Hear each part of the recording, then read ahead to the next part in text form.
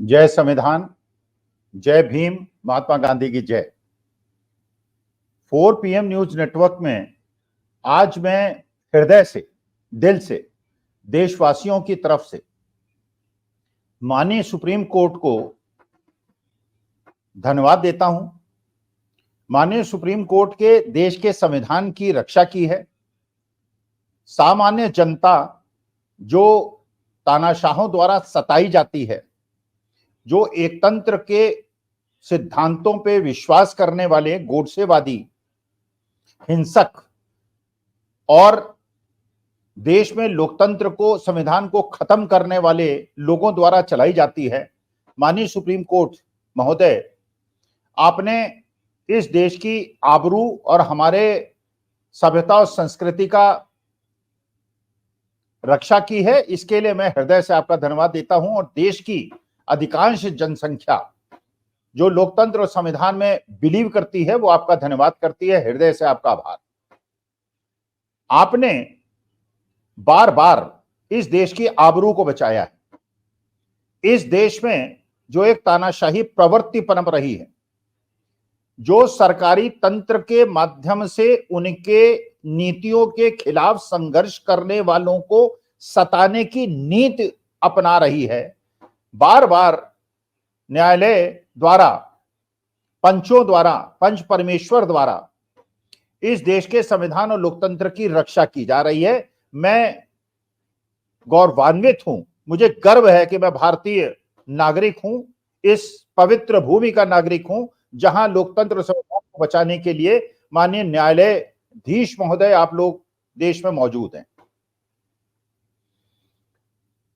जिस प्रकार से अनिल देशमुख को, जो महाराष्ट्र के होम मिनिस्टर थे, केंद्र सरकार दिल्ली द्वारा महाराष्ट्र की अस्मिता को धमकाते हुए अनिल देशमुख को, देशमुख साहब के माध्यम से, फडणवीस साहब के माध्यम से यह संदेश दिया गया, जो अनिल देशमुख ने खुद कोर्ट के एफिडेविट में कहा कि उनको संदेश भिजवाया गया था कि आप एक झूठा एफिडेविट दे दीजिए कोर्ट में, जिससे हम उद्धव ठाकरे और आदित्य ठाकरे को जेल में भेज सकें।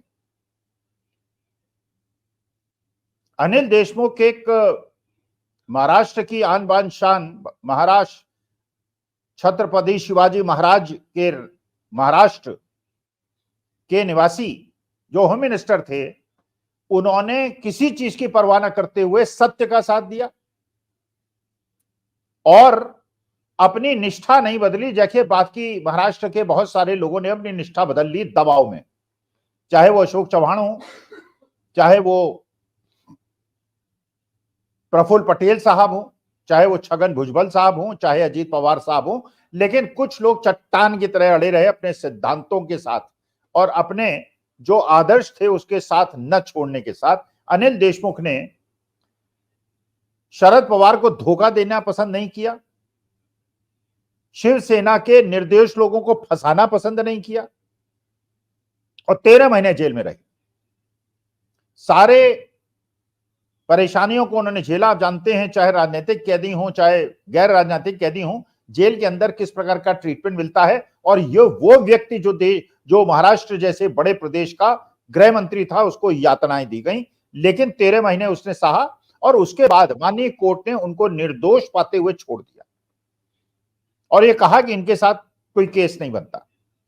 इसी प्रकार संजय राउत, जो शिवसेना उद्धव ठाकरे के बड़े नेता हैं और राज्यसभा के सांसद हैं, और अपनी निष्ठा उन्होंने नहीं बदली। जब उनको भी जेल भेजा गया काल्पनिक आरोपों के आधार पर, अपनी मां के पैर छूते उन्होंने कहा कि मैं डिगूंगा नहीं अपनी जगह से, उद्धव ठाकरे से अपनी जो मेरी निष्ठा है इसको नहीं छोड़ूंगा।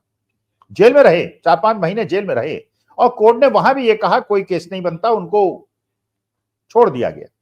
नवाब मलिक, जो कि एनसीपी, शिवसेना के एनसीपी शरद पवार के बहुत बड़े नेता थे और बड़े मुखर होके बोलते थे, बिना डरे बोलते थे लोकतंत्र को बचाने के लिए और संविधान को बचाने के लिए, उनको भी महीनों जेल में रखा गया, सताया गया, परेशान किया गया। अब जेल से छूटे हैं।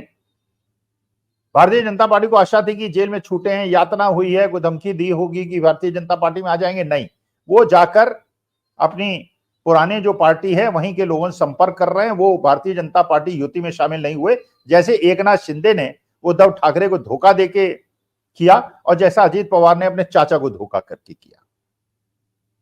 इसके बाद इन लोगों को चुभ रहा था सबसे ज्यादा वो आम आदमी पार्टी, जो दिल्ली में शासन में आ गई, जो पंजाब में शासन में आ गई, जो गुजरात में कई सीटें जीत गई, जो गोवा में सीटें जीत गई और एक नेशनल पार्टी बन गई। तो उसका उभार भारतीय जनता पार्टी को और सत्ताधीशों को सहन नहीं हुआ। एक काल्पनिक केंद्र, भाई सरकार तो नीति बनाने के लिए ही होती है, उसकी इंप्लीमेंटेशन तो ब्यूरोक्रेट्स करते हैं। एक नीति बनाई, शराब नीति बनाई, और शराब नीति को यह कहा गया ईडी सीबीआई के द्वारा ये दोषपूर्ण है और इसके अंदर पैसे का लेन देन हुआ है। भाई नीतियां दोषपूर्ण है या नहीं है उसके लिए जेल थोड़ी भेजा जाता है। जैसे मान लीजिए जो चुनावी बॉन्ड की नीति बनाई वो केंद्र सरकार ने बनाई, और ये नीति बाद में सुप्रीम कोर्ट ने बहुत सारी सुनवाई करने के बाद ये निर्णय लिया कि असंवैधानिक है, गैर संविधान, ये विरुद्ध है और ये अनकॉन्स्टिट्यूशनल है चुनावी बॉन्ड जो लिया गया है। और जिस प्रकार से उसमें ब्लैकमेलिंग हुई है, बार्गेनिंग की गई है, बॉन्ड लिया गया है और वैक्सीन लगाई गई है, बॉन्ड लिया है और ठेके दिए हैं, वो सारी चीजें, बल्कि स्टेट बैंक ऑफ इंडिया कोशिश कर रहा था ये सूचना सुप्रीम कोर्ट न दी जाए, लेकिन सुप्रीम कोर्ट हमारे पंच परमेश्वर हैं, उन्होंने सूचना 24 घंटे में निकलवा ली और देश के सामने पर्दाफाश हो गया कि चुनावी बॉन्ड में क्या क्या हुआ। वो नीति दोषपूर्ण थी, वो अनकॉन्स्टिट्यूशनल थी, लेकिन उसमें कोई नीति बनाने वालों को जेल नहीं भेजा गया। और ये शराब नीति में अगर दोषपूर्ण नीति भी थी भी तो नीति वापस ले ली गई, उसमें जेल भेजने का क्या मतलब था। फिर कहा गया कि उसमें पैसे का लेन देन हुआ, साहब 100 करोड़ का लेन देन हुआ। अरे भाई 100 करोड़ का लेन देन हुआ, कहां हुआ, किसने दिया, किसने लिया, कहीं उसका कोई ट्रेस होगा, कहीं कोई उसका एविडेंस होगा, कहीं उसके कोई इलेक्ट्रॉनिक ट्रेल्स होंगे और पैसा कहीं जमा हुआ होगा, कहीं गया होगा, कहीं खर्च हुआ होगा, उसका कोई प्रूफ दे दीजिए। प्रूफ नहीं, बस अब है और हमको इन्वेस्टिगेट करने दीजिए। और इन्वेस्टिगेशन के नाम पर बिकॉज प्रोसेस के माध्यम से आरोपियों को परेशान करा, उन्हें 13-14 महीने जेल में रखा। सत्येंद्र जैन 3 साल से जेल में, दिल्ली सरकार के मंत्री थे। दिल्ली सरकार के मुख्यमंत्री अरविंद केजरीवाल जेल में हैं, मनीष सिसोदिया जेल में थे, संजय सिंह जेल में थे। माने 3-3 मंत्री दिल्ली सरकार के, जहां 7 मंत्री कुल हैं, उसमें 3 मंत्री जेल में, और एक ही नीति बनाने के चक्कर में। और नीति दोषपूर्ण हो सकती है लेकिन पैसे का कोई लेन देन नहीं, कोई मनी ट्रेल नहीं, कहीं कोई प्रूफ नहीं, कहीं कोई एविडेंस नहीं, लेकिन सत्ताधीश चाहते हैं कि जो सरकार डबल इंजन की ना हो उसको हम जेल भेजेंगे। भेज दिया। संजय सिंह को बेल मिल गई, आज मनीष सिसोदिया को बेल मिल गई।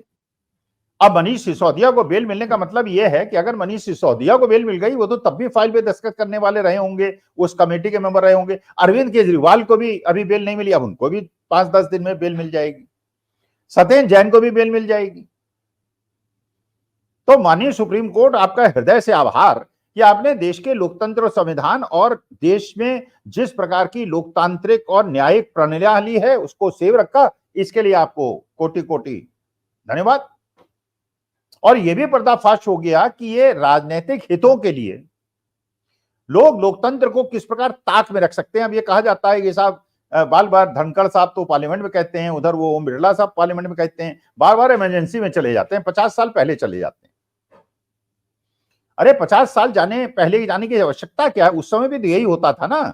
एक ऑफिशियल इमरजेंसी डिक्लेयर की गई थी, उस इमरजेंसी के तहत, जो इमरजेंसी डेमोक्रेटिक नहीं थी लेकिन कॉन्स्टिट्यूशनल थी, लोगों को जेल भेजा गया था, निर्दोष लोगों को जेल भेजा गया था। और आज भी वही हो रहा है। वो दूसरी बात है कि उस समय डिक्लेयर्ड इमरजेंसी थी, आज डिक्लेयर इमरजेंसी नहीं है। भाई हर केस में आप एक राजनीतिक व्यक्ति को जेल में भेजते हैं, उस राजनीतिक व्यक्ति को जेल में भेजते हैं जो अपोजिशन में है, और जो आपकी पार्टी में आ जाता है या आपसे समझौता कर लेता है, जो इंडिया अलायंस से अलायंस तोड़ देता है, उसके केस वापस हो जाते हैं, चाहे वो शुभेंदु अधिकारी हो, चाहे वो हेमंत बिस्वा शर्मा हो, चाहे वो अजीत पवार हो, चाहे वो प्रफुल्ल पटेल हो, चाहे वो सुनील जाखड़ हो, चाहे वो अमरिंदर सिंह हो, चाहे हरप्रीत सिंह हो, चाहे वो सिंधिया साहब हों, चाहे वो जितिन प्रसाद हों। मतलब पॉइंट ये है कि जो लोग अपोजिशन में हैं वो जेल, और जो आरोप लगाएंगे और जो आपकी पार्टी में आ जाएंगे, आपसे गठबंधन कर लेंगे, उनके लिए सब कुछ। ये कौन सा लोकतंत्र है?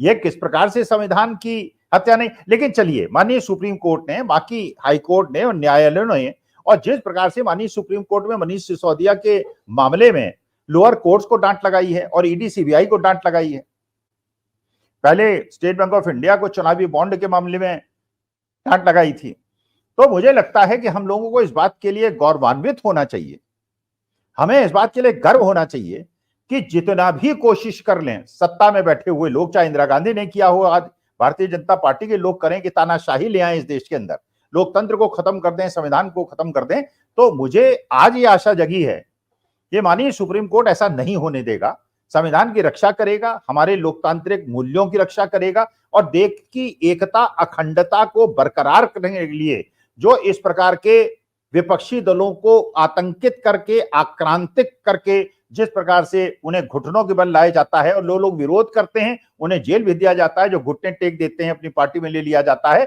इस पे आज का निर्णय लोकतंत्र और संविधान के लिए एक शुभ दिन है। जय संविधान, जय भीम, महात्मा गांधी की जय।